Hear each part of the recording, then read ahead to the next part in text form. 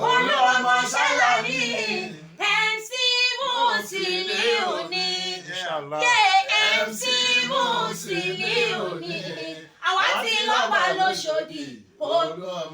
aláàjì nígbà tí màmá kú mo kọrin kó fún màmá ẹni báwo mo ṣe kọ. Mo ní wípé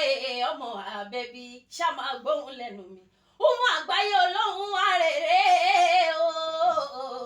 mo ní wípé lójoojúmọ́ tọ́jú ayé lékún Umu àgbáyé jẹ́ sọ̀rọ̀ nípa kú. Ànábì sọ wípé ìsámọ́tàbùnù àdàmọ̀ tọ́mọ èèyàn bá kú wọ́n ti gbé wá. Ìsámọ́tàbùnù àdàmọ̀ tọ́mọ èèyàn bá kú. lẹ́ẹ̀kan sí i níṣẹ́ ni wọ́n tún mú MC Oluọmọ Alhaji Musiliu Àyìndé Akinsanya rántí màmá ẹ̀ o Àjíkẹ́ Àró Umu Niyyas ló gbé bàbá méjì débẹ̀ dáadáa o bẹ́ẹ̀ ni omi lè ròrò lójú ọkùnrin onímọ́tò yìí nígbà tí orin àzíkìrì ń jábọ̀ tí Àjíkẹ́ Àró tiwa tó forí yànnà náà ààyè tí màmá lè wà lálùjọ́nà látàrí dáadáa tọ́mọ ẹ̀ ń ṣe lórúkọ màmá ẹ̀ ni o Alhaja Sínátà Àbẹ̀bí ẹni tí ó dá ara rẹ̀ lọ́jọ́ òun kì í ṣe yẹn nìkan o ẹ̀yin ará Òṣòdì ẹ máa múra sílẹ̀ o bá dé wọ̀lúdé ayédáadé ló fẹ́ kó rire ní lábàtẹ́rù tọmọ bàbá àbẹ́jì ló fẹ́ sọ̀gbà yìí dẹ̀rọ̀ ẹ má jẹ́ kí n labà tó láì mọ́lẹ̀ tán yányán o ọ̀rọ̀ rẹ o láti ẹnu Umu Niyyas olóhùn arọ kínkín. Àjíkẹ́ Àró mo fẹ́ dárin délé àkàndá ọlọ́lá kan tọ́ba ṣẹ̀dá ṣe lógo àyànfẹ́ àkànfẹ́ ni mo róye Alhaji Musiliu ní Àyìndé lẹ́ni tí mo sọ torí pé tí a bá ń kí nígbà mílíọ̀n Isman Lagos State chapter òrè tó ṣe wá ó tó káàkiri bí tí a bá ń kí nígbà mílíọ̀n òrè tó ṣe wá ó tó káàkiri nítorí pé àwa yàtọ̀ síran olórin alájẹsẹ oníjẹkújẹ náni ara mi òun àníkáyà náà ni ẹ o pé ọmọ ẹ tó ní fàárí wa o Àyìndé ọmọ Akinsanya igi lẹ́yìn ọba ló jẹ́ fún wa ni ó jẹ́ káwa náà má sùn jojúmọ́ ni à ń bẹ lọ́hùn kó má ṣe wálẹ̀ o bàbá nígbà tẹ́ wà ní chairman mo kọrin kan mo ní ọpẹ́ ńlá ní fàlà tó ti mú lérí ẹ̀ṣẹ̀ gbogbo Èkó lẹ́ni ta ti ń jẹran ẹ̀ tipẹ́tipẹ́ Lagos State NURTW ọdọgún kódà ó di ìjà tọ́lọ́run ló ṣe àti dúpẹ́ o ẹni tá fẹ́ níbẹ̀ lọ́ba fọwọ́ sí MC Musiliu ọ̀gá ló sọ pé kò sógun mọ́ ó ní kò sọ́tẹ̀ mọ́ iṣẹ́ tíyà Umu àgbáyé kóró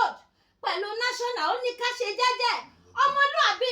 lẹ́gbẹ́ awakọ̀ jàgídíjàgan kọ́ ìyẹn lórí fọ̀gá ọ̀gá ayédáadé mo ní ó jẹ́ tètè gba kádàrá ẹ̀ kó gbé jẹ́ forí ẹni Ọlọ́run rán kò ṣe kọ́pì ẹ̀ ṣàgbé jẹ́ mọ́wọ́ àkàndá ẹ̀dá ni Musiliu ayédáadé òkè láyé ọmọ Akinsanya oníjàbọ̀ mọ́ mo wá ní pé ta lẹni tó wà lẹ́yìn Àyìndé ta lẹni tó dúró ti Olúọmọ nítorí pé Ọlọ́run ọba dúró gbọ̀ngbọ̀n Àyìndé o aṣáájú ẹ̀dá dúró gbọ̀ngbọ̀n Bọ́lá Tinubu dúró gbọ̀ngbọ̀n Kókó Zaria dúró gbọ̀ngbọ̀n Kúdẹ́lẹ́tì Ọjọ́ra dúró gbọ̀ngbọ̀n Mustapha Seko tó jẹ́ ẹ̀gbọ́n tèmi dúró gbọ̀ngbọ̀n bàbá mi láti mẹ́yọ̀ dúró gbọ̀ngbọ̀n bàbá mi tó bẹ̀ níjòkó ìwọ̀n dúró gbọ̀ngbọ̀n bàbá mi kẹ́ṣ wọn dúró gbọ̀ngbọ̀n mo wá sọ wípé ó wá kẹni tó láyà tó máa kóyàn Aláyìndé kéré ìwọ gangan làgbà mo wá máa gúnlẹ̀ síbi wípé àti lábà lóṣòdì Olúọmọ ṣàlàyé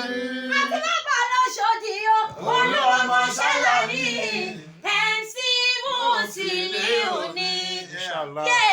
MC Musiliu àwa tí lọ́ba lóṣòdì Alhaji nígbà tí màmá kú mo kọrin kó fún màmá ẹni báwo mo ṣe kọ. Mo ní wípé ọmọ àbẹ̀bí ṣá máa gbóhùn lẹ́nu mi Umu àgbáyé olóhùn arèrè mo ní wípé lójoojúmọ́ tọ́jú ayé lékún Umu àgbáyé jẹ́ sọ̀rọ̀ nípa kú. Ànábì sọ wípé ìsámọ́tàbùnù àdàmọ̀ tọ́mọ èèyàn bá kú wọ́n ti gbé wá. Ìsámọ́tàbùnù àdàmọ̀ tọ́mọ èèyàn bá kú gbogbo iṣẹ́ tó ṣe àdìtàn àfi nǹkan mẹ́ta sọ̀dàkọ́ tún járíà sára tó ti ṣe sílẹ̀ ayé fáwọn ènìyàn kó tó di pókú ìkejì ní kókù ìkẹta ní kókù ọlọ́mọ rẹ̀ àgbẹ̀yìntẹ́yìn ṣe mo wá níbi Tolúọmọ Akinsanya ayédáadé MC tó bá ṣe ti gbogbo ènìyàn tó ti ṣoore fún tó bá ṣe ti gbogbo gbogbo ènìyàn tó bẹ́kún wọlé aláìní ọmọ Akinsanya tó ṣe rẹ́rìn jáde àbẹ̀bí ti ra foríjì Zinatu ti ra foríjì lọ́jọ́ ìdájọ́ o mo ní bójúmọ́ ní bá ti mọ àná àdìtàn gbogbo tí a bá ṣe sílẹ̀ o àìdé o gbogbo tí a bá ṣe sílẹ̀ láyé àmàwí alájà Zinatu àti dìtàn rẹ iwájú tí wọ́n kọjú sí ọba jẹ́ ọ̀dà o ẹ̀yìn tí màmá fi sílẹ̀ ẹ̀yìn tí alábẹ̀bí fi sílẹ̀ má jẹ́ ò bá jẹ́ kẹ́ màmá fún wa olúwa kẹ́ màmá fún wa kẹ́ màmá fún wa olúwa kẹ́ màmá fún wa fàbẹ́bí ìsàlìjọ́ ọ̀nà lọ́dọ̀ rẹ̀ o. ẹ bá mi máa kọrin látẹ̀yìn ọ̀la. kẹ́ màmá fún wa olúwa kẹ́ màmá fún wa kẹ́ màmá fún wa olúwa kẹ́ màmá fún wa fàbẹ́bí ìsàlìjọ́ ọ̀nà lọ́dọ̀ rẹ̀ olúwa. bisimilayi kuli wàllá. bisimilayi rahman rahim kuli wàllá ahad allahu samad lam yalid walam yulad walam yakun lahu kufuwan ahad. masha allah.